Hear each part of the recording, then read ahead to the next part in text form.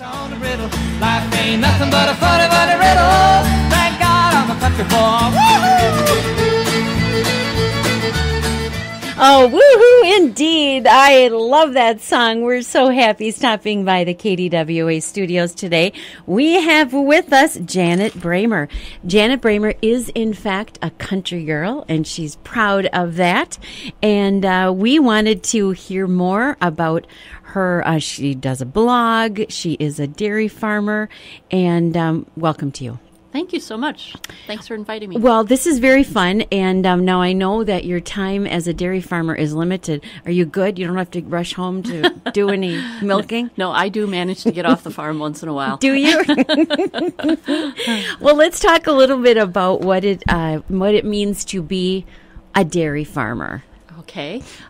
First off, I just want to say that I grew up on a dairy farm. So you knew what you were getting into when you married your husband. I did. I kind of pity the people that don't know what they're getting into when they marry a farmer, because it is kind of a different kind of life. But I did grow up on a farm in Cottage Grove that was dairy and chickens. Dairy and chickens. And what is your maiden name, please? Brown. Brown. Yes, okay. Yes. So you went from Brown to Bremer. I did. I didn't have to change the initials on all my monogrammed items. Okay. So, yeah. Brown spelled the conventional way? Okay. BROWN, just right across the river in Cottage Grove. Okay. I actually had my dad and my 4 uncles all farmed. So dairy farming, and my grandpa and grandma. So farming was definitely in my blood.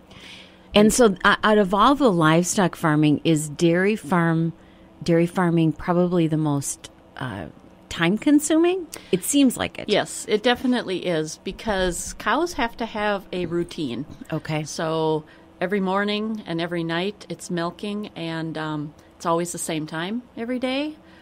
We start at about 6 o'clock in the morning and start out with the feeding and then go right into the milking. And then we do the same thing again in the evening, feeding and milking. So we start at about 6 in the morning, and our day ends about 7 in the evening. With the exception of spring planting season, we go later into the evening, and the same with harvest in the fall. So I don't do a lot of the field work. My husband does most of that, but a lot of times it might be midnight before he's done during those busy seasons. Oh, my gosh. Let's get back to when you were growing up and you had cattle and chickens. Yes. When I think of chickens, I think of, 6 or 7 just like walking around the the farm. But that's if you were serious about raising them. Yeah, we had 6,300. Okay, what now? Yeah. 6,300 chickens. And for years I couldn't even look at an egg or a chicken when it came to mealtime, because really? it turned me off so terribly. But so as a young girl, chickens lay eggs how often? I don't know any of this, Janet. Right. I'm so embarrassed to tell you. That's all right. That's not a problem. I feel like a science teacher today. A little biology for Mo. Here we go. No, a chicken will lay about an egg a day. About an egg a day. Yeah, not quite. So, for instance, if we have 6,000 chickens, we maybe got 5,500 eggs a day. Okay. So it was a little less than an egg a day. But they never lay 2 a day, or do they? It's unusual. Okay. They have a process that they have to go through in order for the egg to form. So it has to take just so long for that process to happen. How long does that take? What do you mean? About a day. A day? They can make an egg in a day? Yeah. I don't get any of this, Janet. And what did we do with those eggs? Is that what you were going to ask next? The eggs are baby chickens. Only if there's a rooster and the egg has been fertilized. Okay, I don't get this. Okay, tell me. So you didn't you raised chickens, not roosters. Correct. We only had chickens. Because your eggs were for eating. Yes. I'm drawing myself. I can equate this to human beings if you would like. Do you want, is this a G-rated show? Are you sure it's going to work? This is G-rated. Okay. But females of all species produce eggs every month. And they can only have children if they're fertilized. Is this just mammals, though? I believe so. Yes, because, there is one of our fine friends that comes into KDWA. His name is Cy, the science guy. He did a whole show on mammals, but we missed the chicken and the egg piece. Because it was a G-rated show. I understand the problem. So anyway, we only had hens, which is the female chickens. We did not have roosters. Hens. So okay. therefore, we only had eggs that were edible and for sale. So we used to... Did you have to get them out by hand? Well, actually, when you have 6,300 hens, they are all in cages. Okay. And then the floor of the cages was actually made out of wire, and they were angled down. What? This is brilliant. So there was like a tray where the eggs all slide down. So we just had to walk along with a cart in front of us. Okay. And we'd have a row of chickens on each side. We would pick up the eggs from those trays where they slid down to the front. Yes. So we never actually touched the chicken. We never lifted the chicken up to get the egg out from under it. It was a very, like an egg, I hate the word factory, but it almost was like sort an egg. of, yeah. And when eggs, you hear about somebody says, "Oh, if I laid an egg," or do they make a sound when they lay an egg? Not usually. Okay. They're pretty quiet. Okay. A lot of times they'll just continue sitting. Okay. Or laying. Right. When the egg comes out, it's not like they stand up and squawk and go, Are they whoa, right. Look what I did. Are they surprised when their eggs roll away? No, because they can still see them. Okay. Mm-hmm. Do they understand that was maybe a baby or no? Well, it can't be a baby. Is this a big circle we're taking here?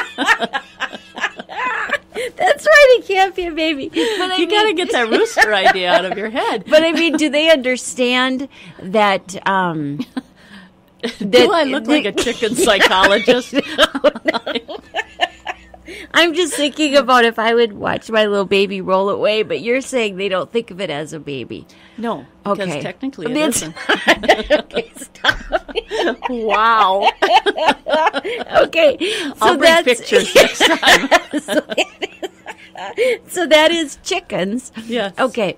So you were part of you had a chicken farm, and then you also had... We also had dairy cows. Dairy on cows. The farm I grew up on. Very small, though. My dad only had about 40, 45 at most. And was that specifically for your family then to drink milk? Or? No, we actually shipped our milk to the Hastings Creamery. Oh, I love it. Mm-hmm. Fabulous. Yep. So when you married Mr. Bremer. Yes, John. John Bremer, and he came along and did you know he was a dairy farmer at the time? I did, because actually we both grew up in the same church, St. John's here in Hastings. I love it. So we met through church. Okay. So I knew all along that his family farmed like we did. We just never really got together before we got serious about dating, because John's actually 4 years younger than I am. Okay. So when I was in high school, he was in middle school. Right. When I was in college, he was in high school. Right. So it wasn't until I graduated from college, came back to home and to the same church, and that's when we got together. I love it. And did your paths ever cross in 4-H or something? Or Well, not in 4-H, because Cottage Grove is Washington County and he was Dakota County. Oh, okay. But we did both go to 4-H, just in two different counties. Okay, fabulous. Mm-hmm. Yeah. So you got married and you moved to a dairy farm. I did. And you knew exactly what to expect. Well, every farm's slightly different, but I had the general idea of what I was getting into. Did he come from a farming family then also? Yes, his grandparents farmed as well. Okay. Both his mom's parents and his dad's parents. Oh, my gosh. Yeah. And that is the same way with me. My mom's parents and my dad's parents were both farmers. My children are actually 6th-generation dairy farmers. Oh, my gosh. Mm-hmm. Wow. Which is unusual nowadays, because nowadays only 2% of the U.S. population lives on a dairy farm. So it's very rare now to have a farming background, or even to have relatives that were farmers. So these days, people, they don't necessarily live on the farm. Is that what you're saying? Corporations own dairy farms, or what? No, they're still 98% of all farms are family farms. Okay. But, a lot of times it won't be, like, for instance, it would be hard for you and your husband to start farming because of how much outlay you have to have. In order to start farming, you have to have millions of dollars, basically. So most of the farmers that are in existence now grew into it from their families. So, for instance, my husband John is taking over the farm from his parents. They took over the farm from their parents. Mm-hmm. So you kind of grow into becoming a farmer. So from when you first got married, or maybe even going back to your childhood of dairy farming, how has it changed? Oh, my goodness. Number one is mechanization. When my mom and dad first got married, they still milked cows by hand. Oh, my gosh. And now, obviously, everything is mechanized. John and I have been married 31 years, and even in those 31 years, a lot has changed. For instance, when we first got married, we milked 6 cows at a time. And even though we used milking machines, there was still a lot of hands-on. For instance, You had to hook the machines up or something. You still had to hook the machines up. You still had to, take the machines off. Whereas now what we do is we milk 16 at a time. Oh, my gosh. And we still have to put the machines on ourselves, but the machines come off automatically. When the milk quits coming, the machines automatically come off. So And how long is an average that a cow is hooked up to the machine? it takes about 5 minutes Oh, that's not long. for a cow to milk. Okay. So we milk about 130 cows. It takes us about an hour and a half, 2 hours considering setup and tear down. About 2 hours, and that's in the morning and again in the evening. And this is every day? Every day. Every day. Weekends, holidays, you name it, we're there. Wow. So the life of a dairy farmer is, it's very unique, isn't it? It is. There's no such thing as retiring. I mean, people can choose to retire, and if they have, especially young children that want to take over the farm, the husband might be, or the farmer might be more inclined to retire.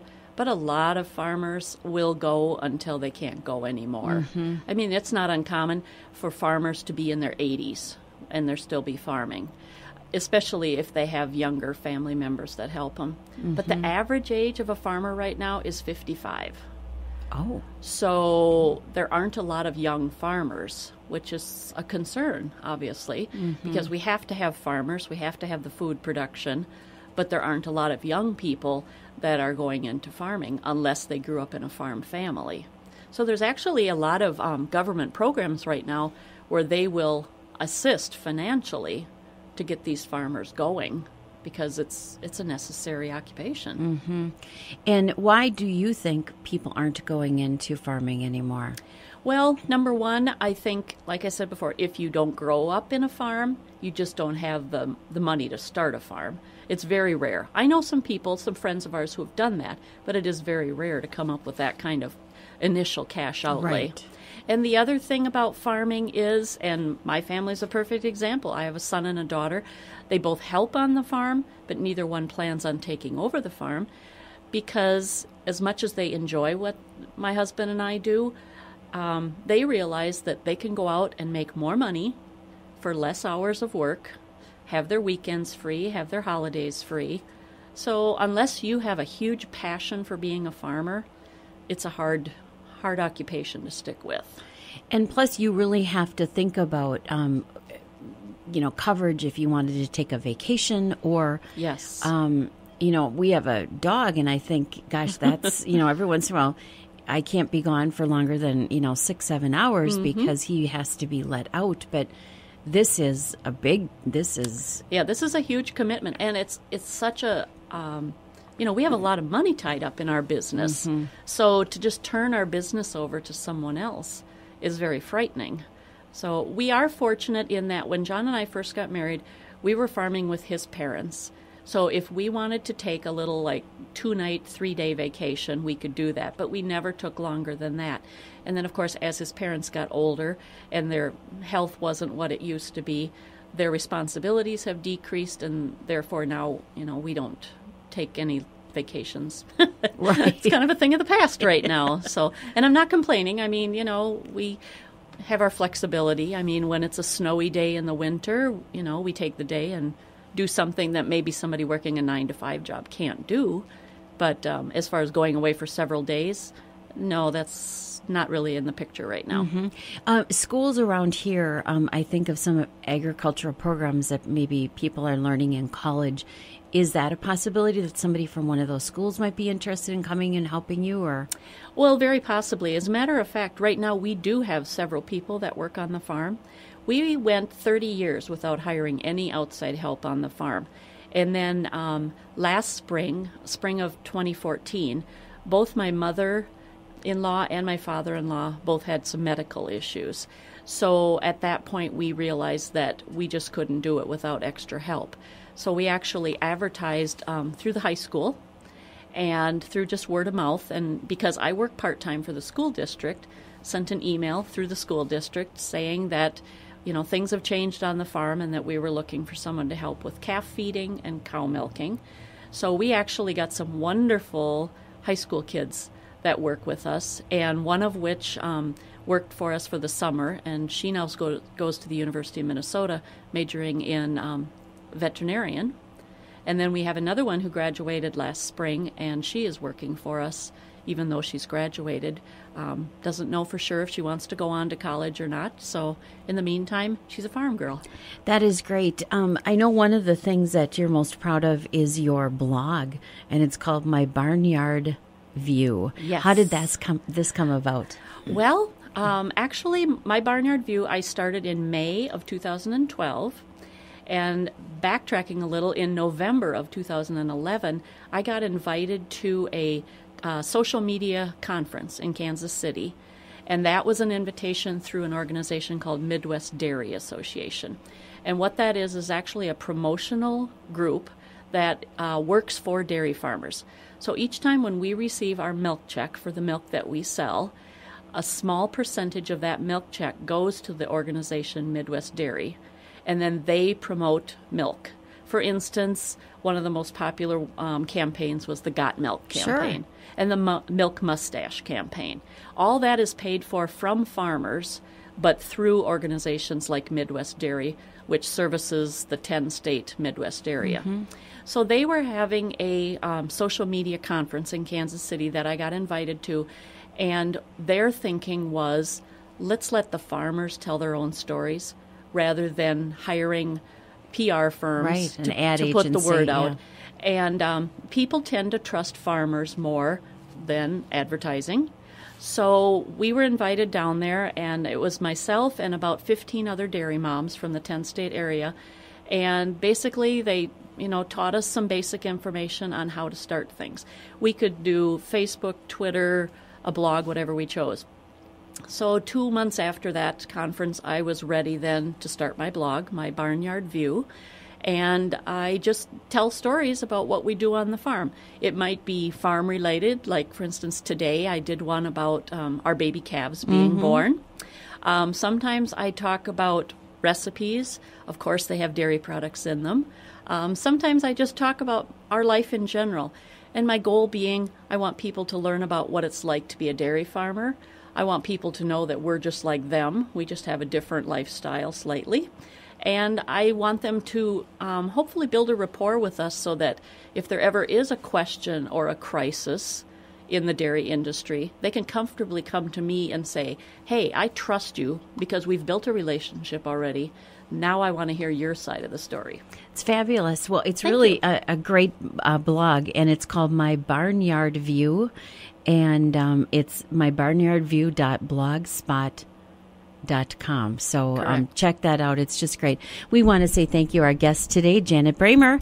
And Janet is a dairy farmer, and we're really happy that you stopped in today to tell us about your industry and also about your great blog as well. You're listening to another edition of Community in Depth on AM 1460 KDWA in Hastings.